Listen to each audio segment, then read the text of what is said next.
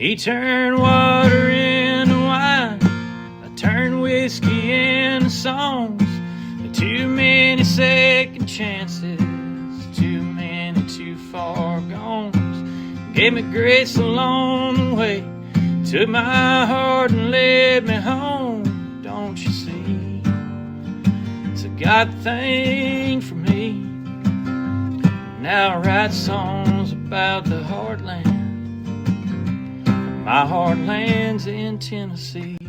Welcome to the Heartland Journal podcast with Steve Abramowitz, editor-in-chief of heartlandjournal.com. Welcome to our very special Heartland Journal Summer Series, where we have dug deep into the archives and unearthed some of our most popular and even controversial shows of the past, many that haven't seen the light of day in years. We hope you enjoy what we have in store for you. Until I return to my post as host of the Heartland Journal podcast, this is Steve Abramowitz wishing you a safe and sane summer. And as always, glory to God. Howdy, y'all. Welcome back. I'm Steve Abramowitz, and this is the Heartland Journal podcast. On this show, we are focused on our nation today with always an interesting person making a positive change in our community and lovers of truth.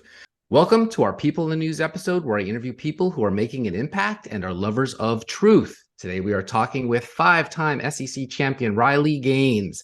Riley Gaines from Gallatin, Tennessee, is a 12-time All-American swimmer with 5 SEC titles, with a successful female swimmer at University of Kentucky with ambitions to pursue a dental degree.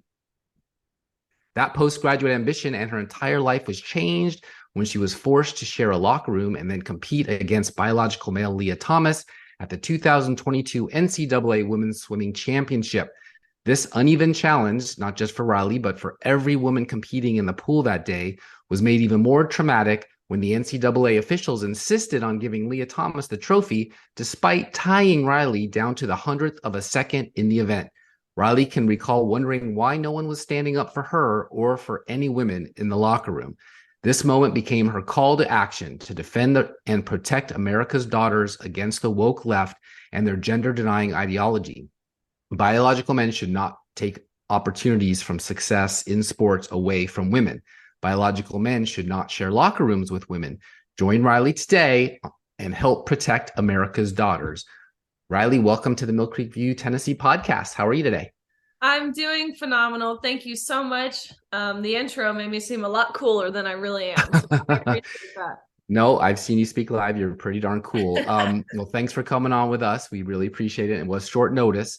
And we are dedicated to this show to lovers of truth. And I can't think of a better guest today to highlight than you. So let's start at the beginning.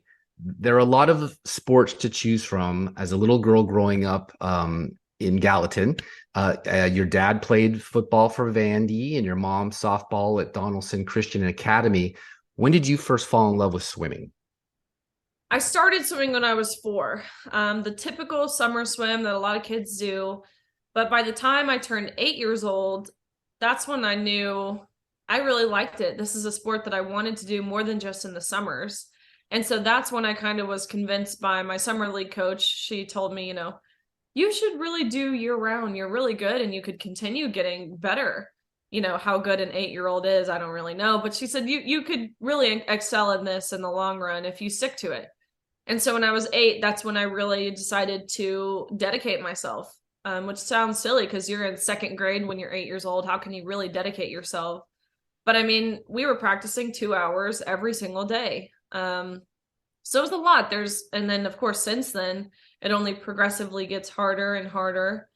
By the time you're in middle school and high school, of course, you're practicing before school, after school, 4 hours a day. And then by the time you get to college, you're practicing 6 hours a day in the water, looking down at the little black line at the bottom of the pool, starving yourself of oxygen. It's really quite miserable, but there's this kind of love-hate relationship with it.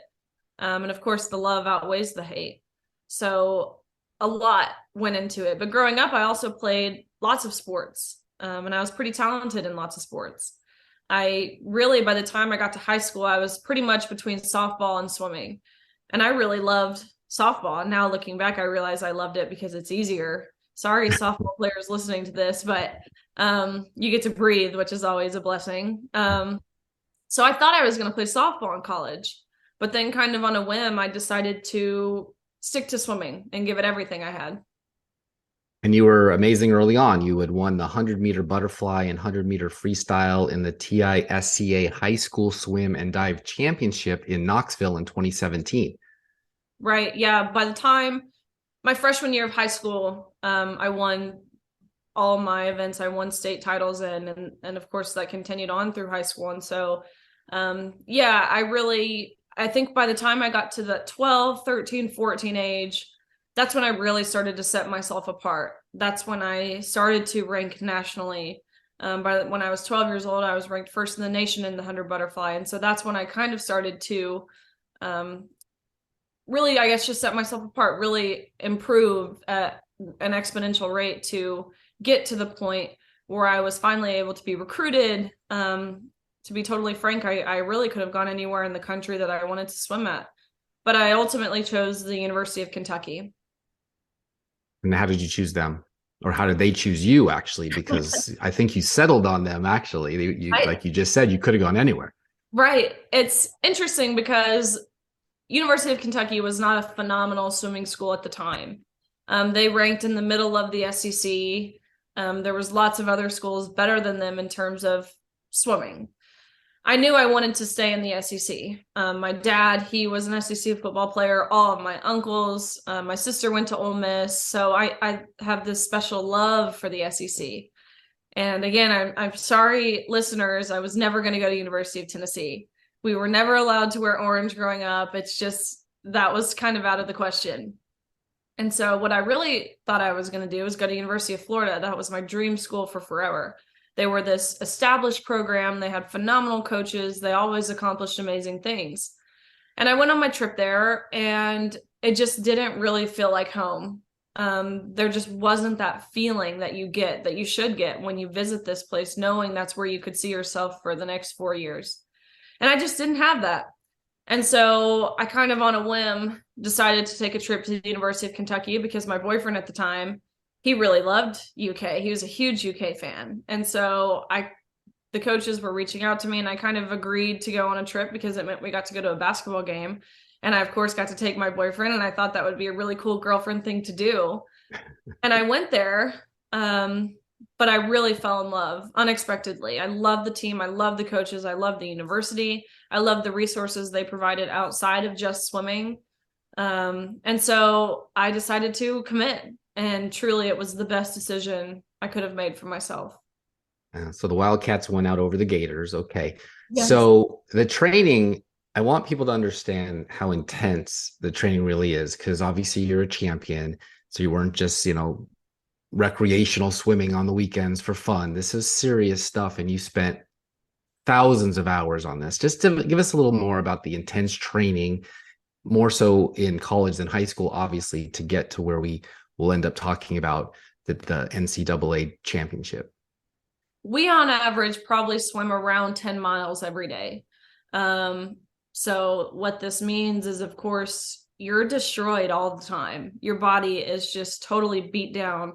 But what this also means is you can eat whatever you want. So that was a plus because we were burning so many calories. But really, we swam 6 hours a day. We swam in the mornings from 5 a.m. to 8 a.m.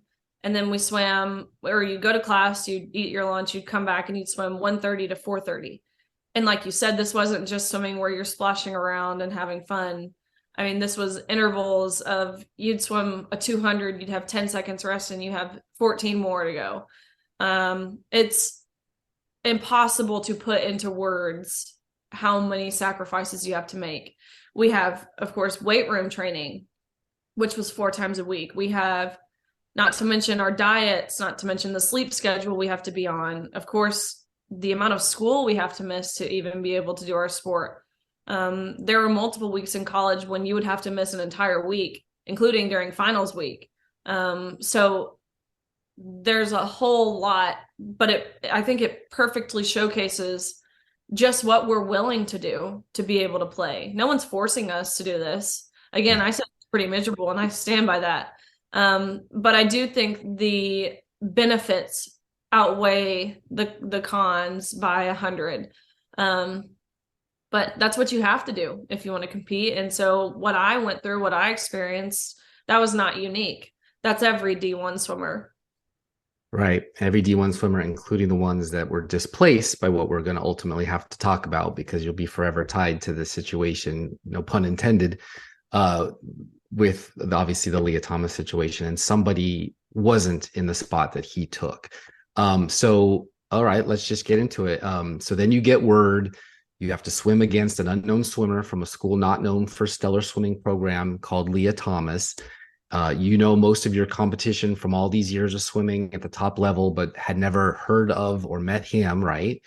So Leah Thomas doesn't have what I consider compassion for any girls that train their whole life to get to the championship. And he jumps in his senior year, if I'm not mistaken, after 1 year of hormones. That's the new NCAA rule. And he knocks girls off the ladder that would have had his spot that he got to take if he hadn't existed. Let's just say that. Do you ever hear from those girls? Are there any resentment that you know of?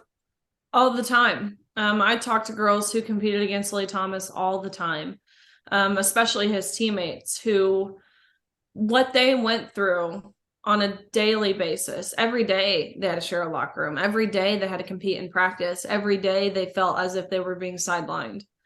There's several of the girls who will still reach out to me and kind of explain the trauma they're going through of just knowing that their coaches deemed they weren't worthy of privacy. Their coaches deemed they weren't worthy of safety. They weren't worthy of fairness. They weren't worthy of equal opportunity. They weren't worthy enough to be able to share their voice in a way that would highlight how they felt, because their coaches didn't care how they felt. Their coaches told them, you have to be kind and you have to be inclusive, or else you're a bigot, or else you're hateful, or else any other phobia they can throw your way. So these girls, it's something they still deal with. And like I mentioned, I do talk to them all the time. One of his teammates, she's looking to break her silence, and she's really ready to use her voice, but it's taken her a full year to finally regain enough confidence to feel like she has a voice. But she's on the brink of, I think, releasing some information and stuff of what they went through that shows that just how harmful this is to women's sports specifically. Are we talking about University of Pennsylvania, where Leah Thomas swam for? Or are we talking about the other schools that they competed with on the circuits, or all of the above? I was talking specifically about Leah Thomas's teammates at University of Pennsylvania. But that being said, I hear from girls all over the country who just thank me for what I'm doing, thank me for taking a stance, because again, they didn't feel comfortable doing so, because they don't want to be labeled anything. They feel as if it's not worth it. So I hear from girls all across the NCAA who competed against Thomas who are not okay with it. Even on my team at the University of Kentucky, there's 40 girls and 38 of us feel the exact way how I'm speaking. But you would never know that if you just watch the news. You would think I'm this lone voice and this lone face behind fighting for this issue. But I speak for so many. I think that's true. And it would be nice if everyone just took a knee and stopped competing, and then let's see what the NCAA does with that. Besides the record books that you're in, the NCAA has implemented a new policy about who receives trophies immediately and who has to wait. In the event of a tie at the NCAA Division I Swimming and Diving Championships, in April last month, they just decided, they agreed that in the event of a tie in the championship A final, the trophy will go to the oldest by birthday. The younger student athlete will hold a stand-in trophy for the award ceremony and will be mailed a trophy following the championship. Standard delivery is 4 to 6 weeks after the event. In other words, when 2 or more athletes are tied, seniority rules. Did you ever get your trophy in the mail? They eventually did mail me one, but that trophy is it's meaningless to me. Yeah. It's been totally devalued. And I think it's so almost funny. It's almost comical that this is the rule they come up with regarding the controversy.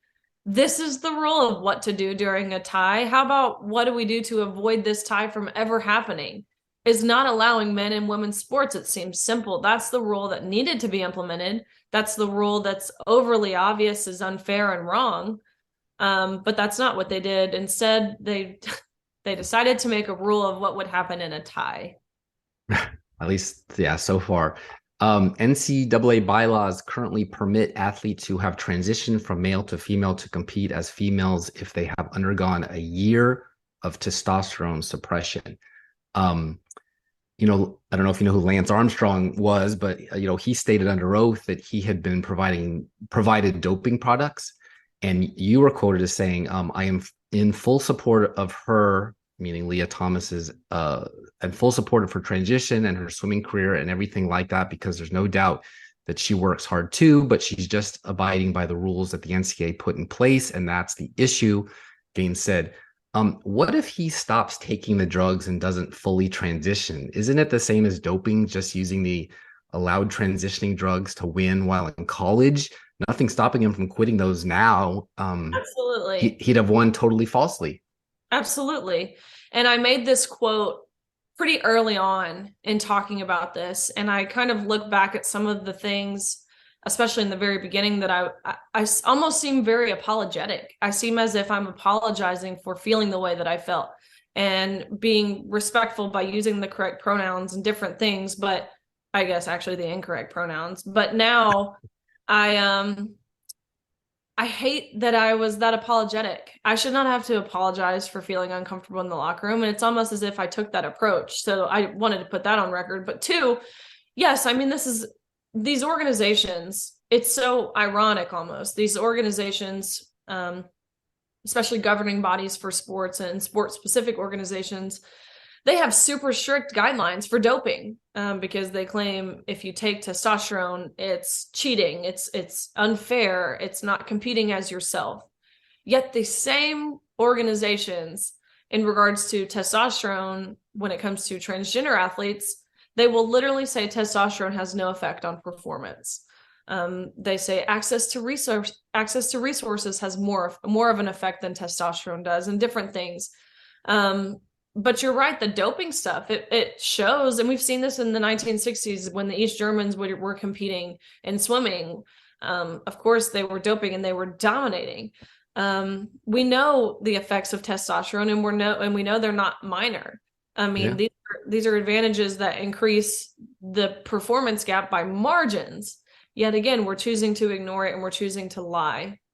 And it cost Armstrong $3 million returning bonuses for winning the Tour de France from 1999 to 2001. So it happens. I don't think I'm off base. And that very well could be what he does, because he didn't, go in for the, I guess they call it bottom surgery or whatever. In America, I'm an American, I'm going to say me at least, we like our athletes to be underdogs, right? To be honest, like all muscle and heart and a very hard head like Rocky Balboa, right? Versus the roid rage, superhuman, seemingly unbeatable Drago in Rocky IV.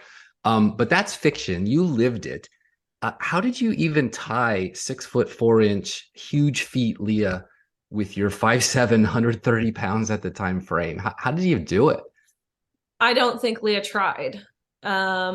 Again, that can be some speculation, but if you even watch the race, not even being a swimmer, anyone can watch the race and see how Leah sticks out like a sore thumb, not just because of height, not just because of any of the physical differences, but you can watch it and see Leah is not kicking as hard. You can see he's not doing his underwater kicks off each wall like every other girl in the pool is doing. Leah's didn't try. And to me, it's blatantly obvious. To anyone, it should be, even if you just look at splits. Similar to running, there are splits in swimming, each 50. No one at the level we're competing negative splits of 200. Yet Leah did. That's not normal. It just shows that Leah didn't try the first half of the race and then kicked it on the second half. And came in tied for fifth. Correct. Okay. So the first day, Leah won a national title, beating everyone in the country by multiple seconds. Second day, got fifth. And then the third day of competition, Leah qualified for top 8, which I want to say top 8 in the country is, of course, a huge accomplishment. Even if you get 8th place, it's still an incredible honor. You're an All-American. It's a really big deal. But Leah qualified for top 8 in the morning, came back that night, dove in, and got 8th place. And it is painfully obvious that Leah just dove in and didn't try. And so I think day 1 getting 1st, day 2 getting 5th, day 3 getting 8th, again, all amazing accomplishments for a female. It's obvious to me that this was strategic, decreasingly worse every day. And I think it was to send a message that trans women can compete with women and not dominate. Yet getting 8th in the country, you're still beating out 14,000 other swimmers. So it is still dominating. But even if it wasn't dominating, one male taking a spot from a female, regardless of where you place, is women losing out on opportunities. Total insult to those scholarships and all those hours of work by somebody else. Absolutely. You know, your story reminds me of something. You're a young lady, so I'll just ask, do you know the story of Billie Jean King and Bobby Riggs? I do. Did you know it before you ran into this situation, or?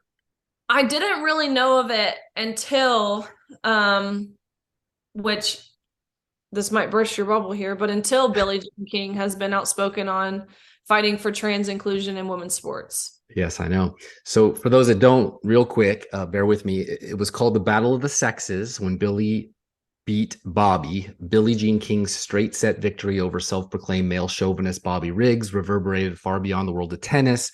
Bobby Riggs was once considered the best tennis player in the world. In 1939, he won the men's single, doubles, and mixed doubles titles at Wimbledon. Riggs decided in early 1973 to challenge some of tennis's top women players. Number 1 ranked Margaret Court took the bait.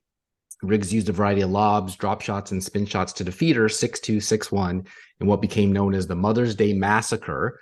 She said, "I didn't expect him to mix it up like that," Court told reporters afterwards. "We girls don't play like that." Sounds familiar. Riggs immediately turned his sights back on the 29-year-old King, who he called the women's liber leader. "I'll play her on clay, grass, wood, cement, marble, or roller skates," Riggs said. "We got to keep this sex thing going. I'm a women's specialist now." An estimated 90 million people worldwide watched on television. "I thought it would set us back 50 years if I didn't win that match," King said. "It would ruin the women's tour and affect all women's self-esteem." She won 6-4, 6-3, 6-3. King retired with 12 major titles, including 6 Wimbledons and 4 U.S. Opens.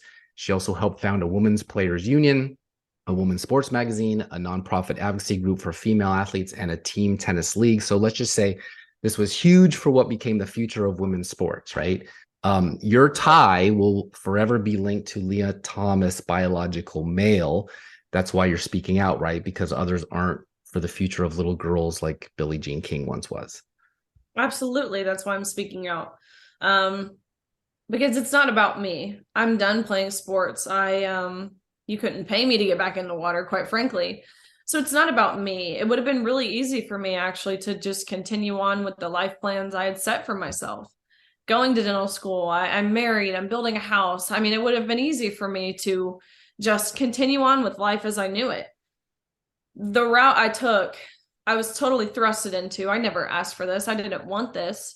But I see what's at stake if someone doesn't fight for this. If and it's bigger than just women's sports. What they're asking us to do is deny objective truth. And that's kind of a chilling thought. You can see how that goes. Open any George Orwell dystopian novel and you see how that goes. They want us to deny what a woman is, something that's been around since quite literally the beginning of time, man and woman, and they want us to say that it's no longer what that means. No, I'm not going to conform to that. And I think more people need to be willing to not conform to that. That's not to say people don't struggle with gender dysphoria. It's not to say that I don't want to control whether people transition or not. Of course, if they're above in that adult age range, do what you want, but don't ask me to lie about it because I'm not going to. No, and the mob came for you. We saw on video San Francisco State, I believe, where they trapped you into a room and demanded money to let you be released. The security guards seemed to be completely overwhelmed. That must have been a very traumatic experience for you to just be a truth teller and not deny your biology and yet be attacked by a mob. Absolutely. That was a traumatic experience. And again, that would silence a lot of people. That would make a lot of people want to stop what they're doing and kind of drop it and move on and be quiet. But again, it just highlights to me what they're willing to do to force people to lie. When they're going to respond with violence, respond with holding me for ransom for over 3 hours, it shows how unhinged these group of people can be. And it just perfectly displays the state of our country. And no, they faced no repercussions. No one was expelled from school. There have been no arrests made. The university actually doubled down on what the students did by releasing a statement. Her name is Dr. Jamila Moore, the vice president of student affairs, released an email or sent an email out to their student body saying she's so proud of their students. They're brave students for listening to someone who spreads so much violence, me, with such courage and being so peaceful. To which I read it and I had to read it again. Does anywhere in this, does it say they condone violence? No. Anywhere in this email, does it say that they uphold the freedom of speech? No. So it just shows you the state of our country. And like I mentioned, bigger than just sports. It is. Speaking of that, tennis legend Martina Navratilova said, newsflash, Leah, it's not fair. We shouldn't have to explain it to you over and over. Also, stop explaining feminism to feminists. The comments that he has been making post your race have been pretty offensive, I would think. Would you agree? And they're slaps right at you. Absolutely. Leah has come out and said that, you can't say that you support his transition yet not support him competing in women's sports. That just shows you're actually transphobic. And when approaches like this are taken is when the tolerance from people who agree with me is lessened. Every day I am becoming less and less tolerant with this whole movement, because really what it is it's entitlement. It's a way for everyone to become a victim. And it just shows an utter disregard towards other people's feelings. Because just like you mentioned previously, Leah Thomas had no compassion or respect for us, for how we felt in that locker room, the extreme discomfort that was obvious by anyone in that room. Leah knew that he would have never won a national title on the men's team. I mean, that was obvious, yet he didn't care. And so that's why that quote you read earlier, when I was using the correct pronouns, it took me a while to realize, why would I respect someone who had no respect for any of us? That's right. Yeah. It's not worthy of using the right pronouns. Or I'm sorry, I say the right pronouns. The right pronouns are he, him. But yeah, there's just an utter disregard and selfishness behind this whole movement.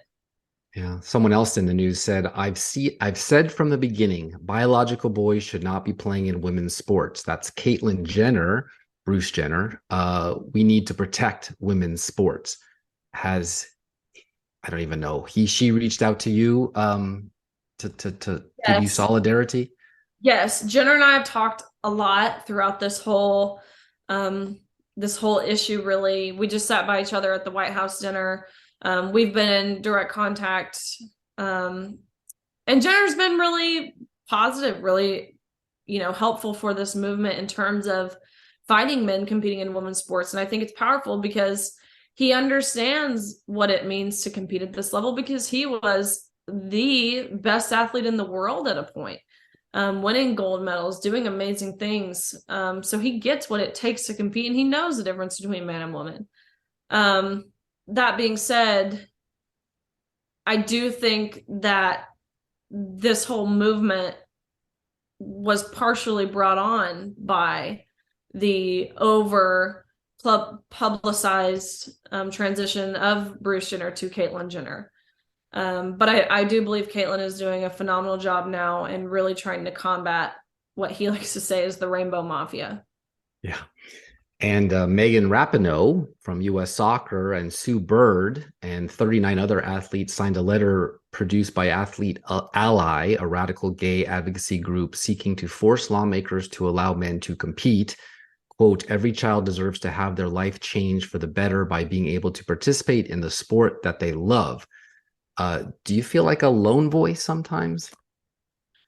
For a while I did, but in response to that letter that Megan Rapinoe sent out, I was able to create a letter with over 70 something athlete signature who were all Olympians. They were all world record holders, or some accomplished elite athlete.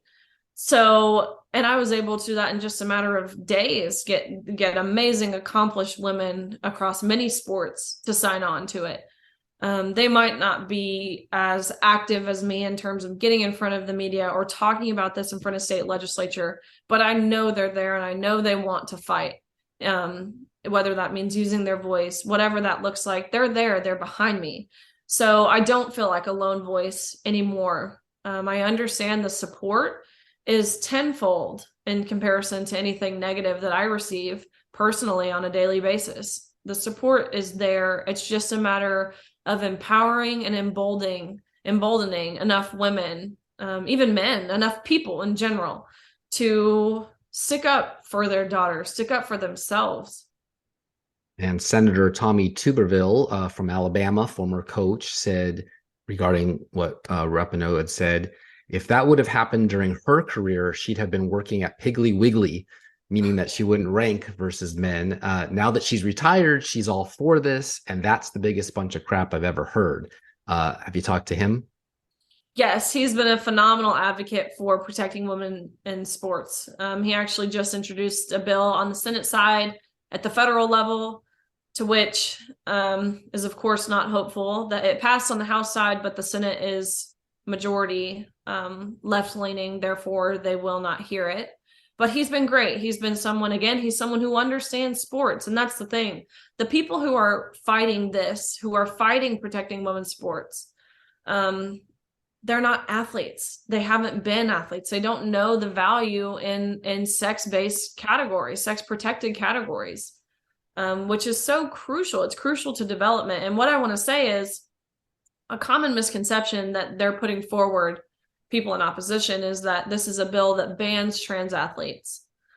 That is simply not true. No one should be banned from sports. And the statement you read on Megan Rapinoe's and their letter written by the Athlete Ally, which is extremely, of course, very left-leaning, I agreed with their statement. No one should be banned from playing sports. Everyone should be entitled to play sports. Of course, yes, I think we all agree there. So to say this is a bill, or any bill, bans trans athletes from competing is false. It is simply ensuring everyone plays where is fair and where is safe. Yeah.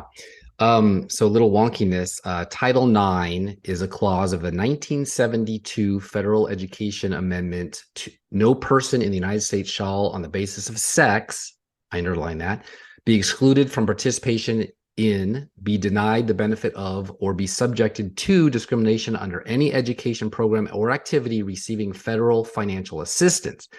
But it doesn't say gender, which even more formal religious leaders said was a social construct, probably because she read this in a Psychology Today class. All humans are born with biological characteristics of sex, either male, female, or intersex.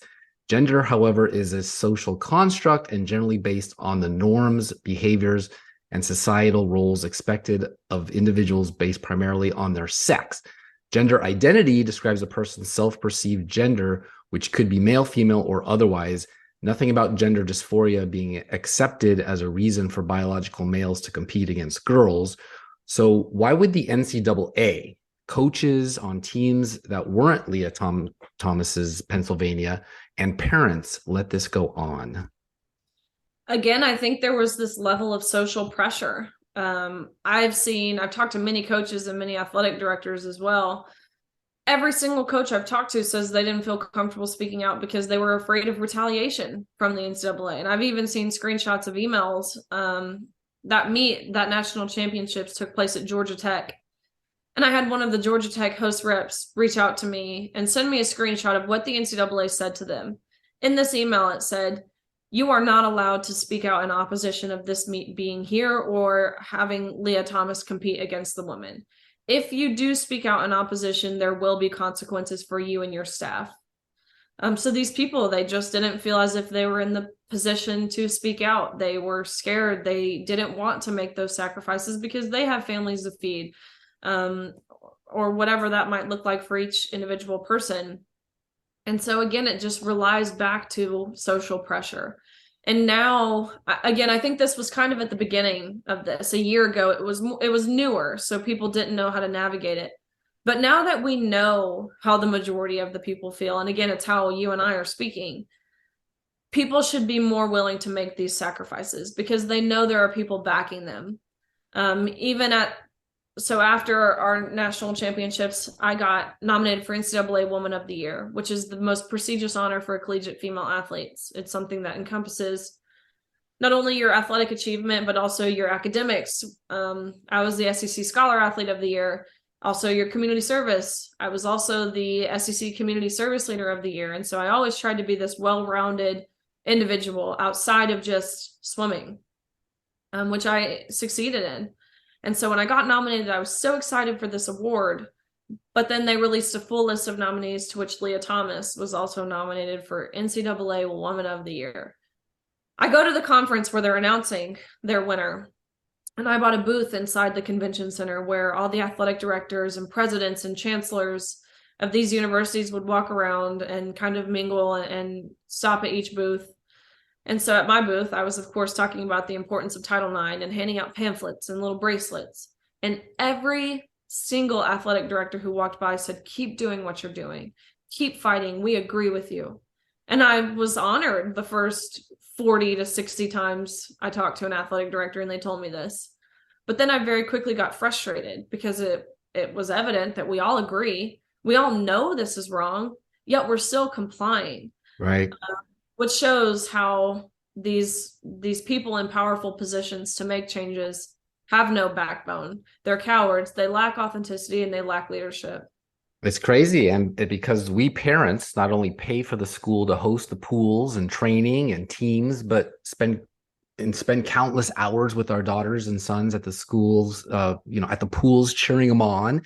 And then they have to go up against these cheaters. And there's nobody, apparently an adult in the room, to say, no, that doesn't make sense. Bone mass, muscle density, any of that. And it's happening all over.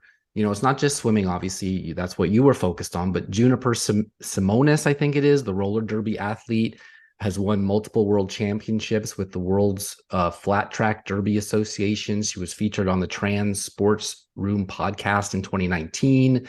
Ren Pyle won the 2022 USA Skimo 2022 National Championship in Women's U23 Sprint. Jamie Hunter, billiards player, won her first major ranking even when she took the 2022 US Women's Snookers Open title. Victoria Monahan won the New Zealand Open Darts Championship in 2022 and is the first out trans woman to compete in the World Championship. She was previously a ranked national player in the male category. Tiffany Abreu, the volleyball player, was a big part of the team that won the 2022 Brazilian Cup. Abreu came out several years earlier stating she wanted to play in the Olympics. She was not selected by Brazil to compete in Tokyo. J.C. Cooper won the women's 2019 national championship for bench press in the super heavyweight division. Michelle Domarescu. Michelle had fits and starts competing in the women's category about 2 decades ago. Ultimately, she won the right to compete and won the 2003 Canadian National Championships in downhill mountain biking. I can go on. Laurel Hubbard, the Olympic weightlifter, won 2 Oceania championships and 2 Commonwealth championships amongst many gold medalists. She won during her competition years, adding a World Masters Games title in 2017 when she won a silver in the World Championships. Veronica Ivy, 2-time Master World Champion, notably winning the 2018 UCI World Masters Track Cycling Championship in her age category, quickly denounced with hateful social media things. Lana Lawless, 2008, that's a long time ago. Lawless won the Long Drivers of American competition, hitting a 254-yard drive against a strong headwind in the final round, winning a $12,500 prize. Valencia Petrillo. Petrillo has won multiple Italian national championships, both before and after transitioning. She had hoped to compete in Tokyo. There's so many here. And then, of course, Leah Thomas, University of Pennsylvania swimmer, made it to the final heat of the 100 free and 200. Every time I mention a name, and there's 20 here on this list, that's a girl that didn't get the chance to do what she wanted to do, probably from a very, very young age like you. Absolutely. And where are the adults stepping in to say, let's either create their own category or just protest this? Like, from everything from cyclocross to BMX to downhill skiing. It's the end of women's sports.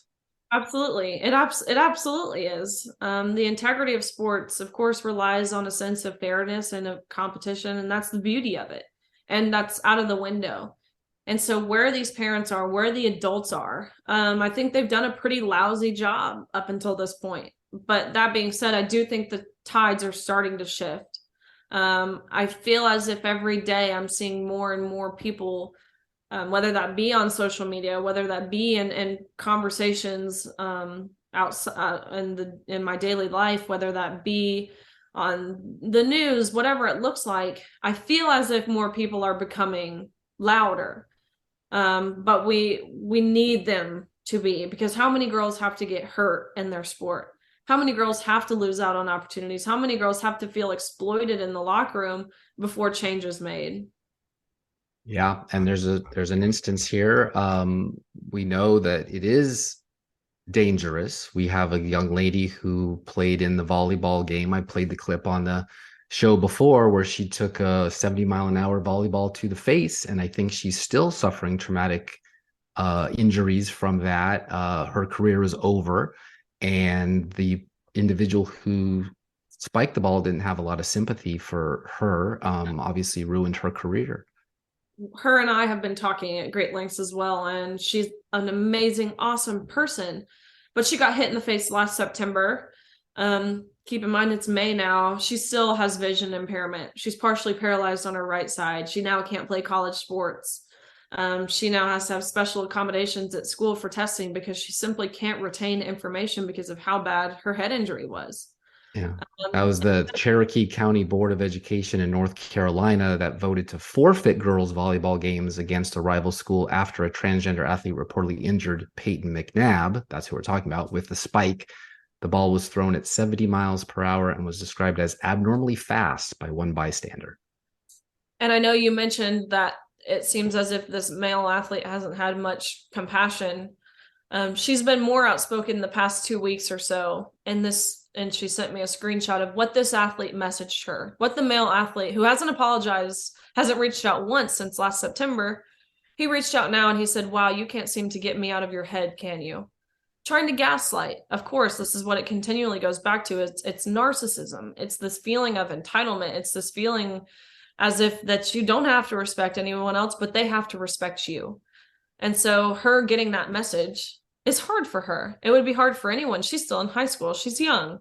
And she doesn't want to feel as if, no one wants to be disrespectful. No one wants to be rude. No one wants to be exclusive or whatever that might look like. But in reality, fighting to protect women's sports doesn't make you disrespectful. It doesn't make you rude. And it certainly doesn't make you someone who is exclusive, because in reality, and this is something I've seen, is they love, and when I say they, typically the left, they love to use the term inclusion. We're doing this in the name of inclusion. We're seeing it constantly being pushed by the Biden administration. But this is not inclusive. This goes against everything Title IX was created to protect. It's excluding the very female athletes who were supposed to be upheld and recognized. You said things are changing. 9 Massachusetts members of the House, all Democrats, voted against Republican-sponsored legislation that would prevent biological men from competing in women's sports. House Bill 6, the Save Women's Sports Act, would bar trans girls from taking part in female athletes and override the Ohio State High School Athletic Association's trans student athlete policy adopted during the 2015-16 school year. It's a long time ago. Rep. Jenna Powell, Republican from Arachnum, and 30 Republican co-sponsors reintroduced the bill in February after the legislation failed to pass Ohio General Assembly last year. The Texas House Committee on Higher Education debated a bill on Monday that would enact restrictions on transgender college athletes if passed. Are you hopeful that legislations would actually step in and fix this, or less hopeful? I am hopeful. As this continues, especially at more local levels, working its way up to the federal level, so local levels and state levels, there are more Democrats voting. I shouldn't say more. There are a few Democrats who are voting in favor of protecting women and girls. At the federal level, we're not seeing that. This is strictly a party lines issue, but I think it's trickling its way up. These Democrats who aren't voting to protect women and girls, they're not even accurately representing their own party, because recent polls show, of course, 100% of Republicans agree. And somewhere between 80 to 85% of independent voters agree men shouldn't be in women's sports.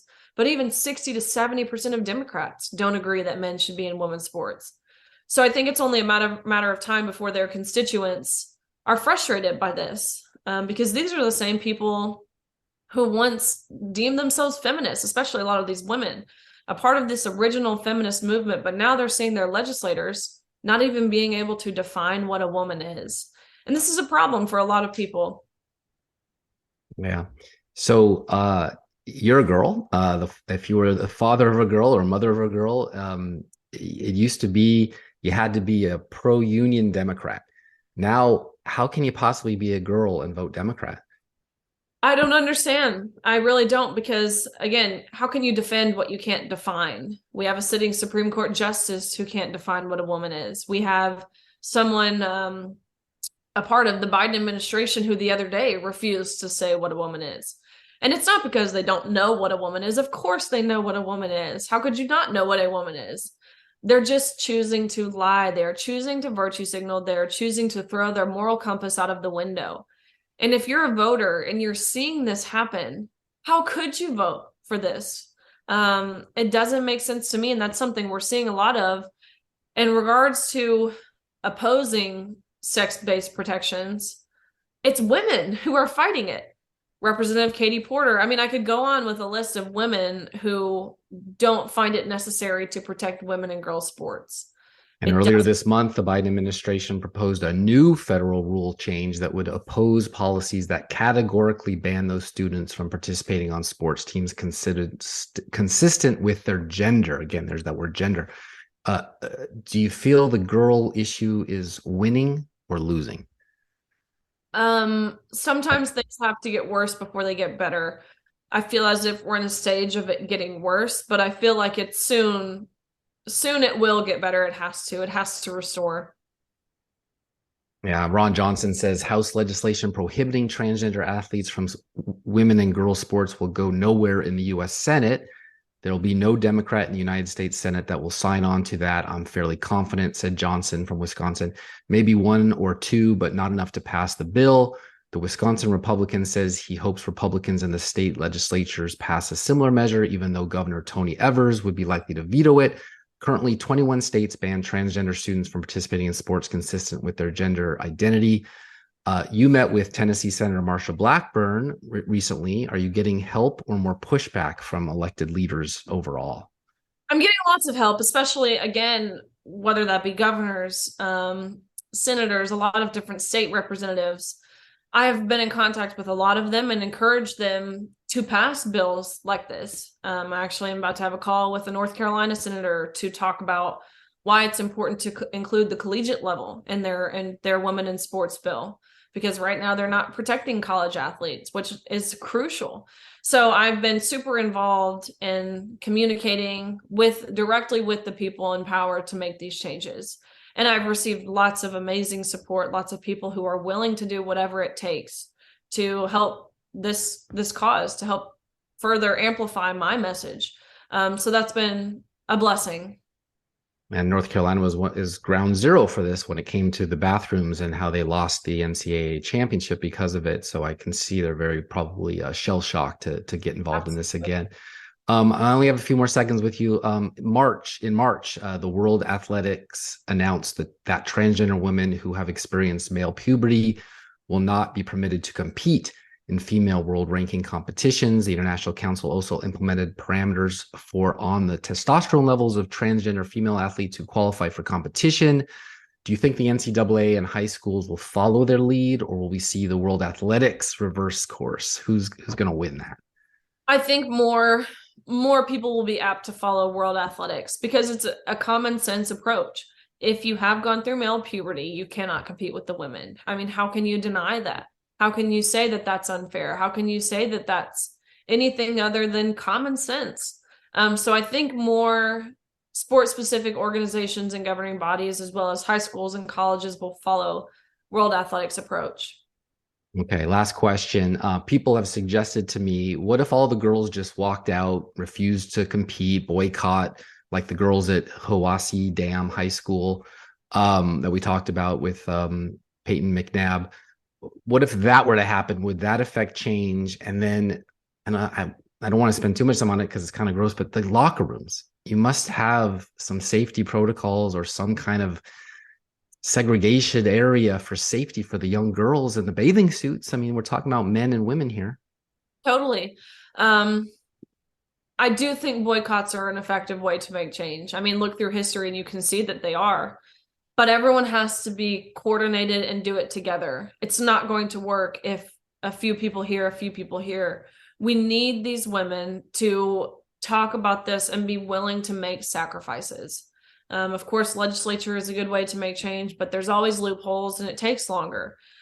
We're seeing this over in England with cycling in regards to cycling. There's men competing in women's cycling, and these women were finally like, enough is enough. We won't compete. And that's exactly what they're doing. And changes have been made. So if we could get that done here, it would save women from having to get hurt. It would save other women from having to be exploited in a locker room, and it would save women from having to lose out on opportunities.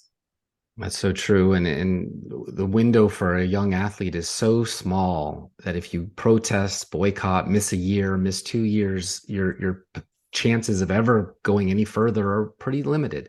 Totally. It's really unfortunate. Well, Riley, thank you so much for your time. We went into overtime here. I do appreciate you. We're at the end. So tell everyone where they can go to find out more about you and follow your social media and all the activism that you're doing for us. Absolutely. My Twitter is Riley_Gaines_, and I always try and post breaking stories, highlighting how certain politicians are responding, whether that be positive or negative, and just really try to inform the general public of things surrounding this issue that they might not see if otherwise. So that's Riley_Gaines_, and I'm also a spokeswoman for the Independent Women's Forum, which is www.iwf.org. They do a phenomenal job of posting resources, posting links, and just really highlighting how this is harmful to women. Great. Well, thanks for being a champion in the pool and out of the pool for young ladies, and good luck on all these endeavors. Of course. Thank you so much. I'll write songs about the heartland. My heartland's in Tennessee.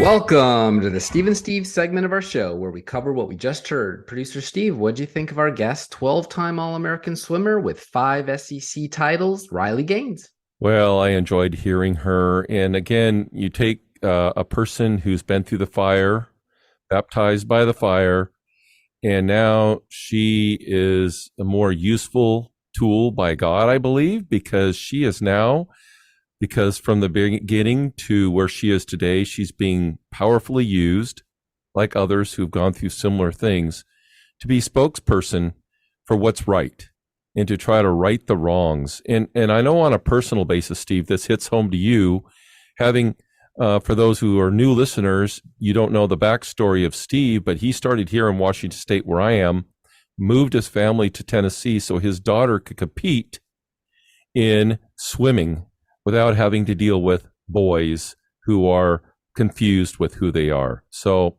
that's right. And worse off, private swim clubs who have adults in charge allowing for confused boys to swim against girls, and a task force that was demanding that if they wanted to be boys but swim with girls, take puberty blockers at the age of 9 to have a full cycle by the time they're 14 to continue to compete. That's going on over there. That's not going on in Tennessee. And my daughter, who I love very much, doesn't have to deal with that. Welcome to my quotes for the day. Erase the word failure from your vocabulary. No case is ever truly closed, and no challenge is ever over. Mary Lou Retton. Her gold medal in the 1984 Summer Olympics was historic, as Retton was the first American woman to win the all-around gold medal in Olympic gymnastics. Set realistic goals, keep reevaluating, and be consistent. Venus Williams, a former world number one in both singles and doubles. Williams has won 7 Grand Slam singles titles, 5 at Wimbledon and 2 at the US Open. She is widely regarded as one of the all-time greats of the sport. Overpower, overtake, overcome. Serena Williams, considered among the greatest tennis players of all time, she was ranked world number one in singles by the Women's Tennis Association for 319 weeks, including a joint record 186 consecutive weeks, and finished as the year-end number one 5 times. She won 23 Grand Slam singles titles, and most by any player in the Open era, and the second most of all time. She's the only player, male or female, to accomplish a career Golden Slam in both singles and doubles. Take your victories, whatever they may be, cherish them, use them, but don't settle for them. Mia Hamm, professional soccer player, 2-time Olympic gold medalist, and 2-time FIFA Women's World Cup champion. Hailed as a soccer icon, she played as a forward for the United States women's national soccer team from 1987 to 2004. The ultimate goal should be doing your best and enjoying it. Peggy Fleming, figure skater and the only American in the 1968 Winter Olympics in Grenoble, France, to bring home a gold medal. She is the 1968 Olympic champion in ladies singles and a 3-time world champion. I'd take 1 Peggy Fleming over 1,000 Leah Thomases, okay? That's it for this episode. Really hope you liked it. Thank you, Riley Gaines, for reminding the ignorant what a woman is. This is goodbye for a little while. I'm your host, Steve Abramowitz, editor-in-chief of HeartlandJournal.com. If you like what you hear, please subscribe, even while I'm gone, and pass it around, even in reruns. We only grow with your help, and still ad-free. Back in August. Enjoy the reruns. Maybe off air, we'll get that piece in our time. I'll work on it in Europe. Glory to God. HeartlandJournal.com. Busy day? We get it. That's why Heartland Journal delivers the best of the week straight to your inbox. Our Friday roundup, called 3 in 3, gives you sharp reporting on agriculture, small business, and heartland culture without the clutter. No clickbait, no coastal bias, just stories that respect your time and your values. Sign up free at heartlandjournal.com. Join thousands of readers who start their weekend informed, grounded, and ready. Heartland Journal's 3 in 3, your news week simplified. I'm Steve Abramowitz, your host of the Heartland Journal podcast. Thanks for listening. It's a long way to Nashville from that Napa Valley vine. Put me on a road less traveled. Lord, now I know why. God knew I'd get there in His perfect time. Heartland Journal Podcast is the media property of heartlandjournal.com, where you can find news stories, commentary, and content serving the heartland of America. Any views or opinions represented on the podcast are personal and belong solely to the creator and do not represent those of the people, institutions, or organizations that the creator may or may not be associated with in professional or personal capacity unless explicitly stated. Now I write songs about the heartland. My heartland's in Tennessee.